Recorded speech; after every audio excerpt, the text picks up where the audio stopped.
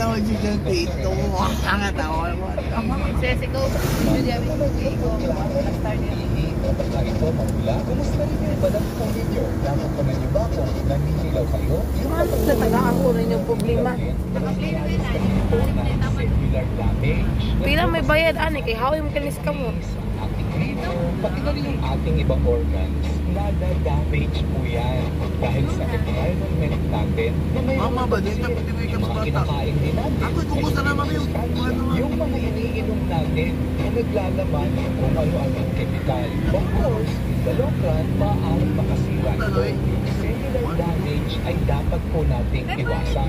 So it is very important na alagaan natin ang ating Awa na.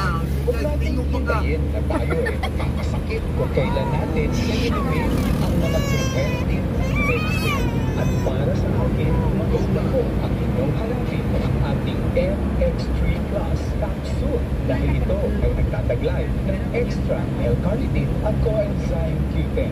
So try nyo po, available na yan sa merkado o sa susunod na pag-iinom. Tingnan po, kung malinaw. Patingnan ko na rin yung ilalim ng dila. Tutoy day. Muli, this is Dr. Elvin. Mag-iingat po tayong lahat. Di mapakagina. Siguro, hatid sa iyo ng Hindi ka na yung hindi siya. Kami mag-deal, mag-usap pagkaraga. in the fight against breast cancer AIDS. And trust in what that's called. There is a test network. Typically, HI Mammogram Services, that avails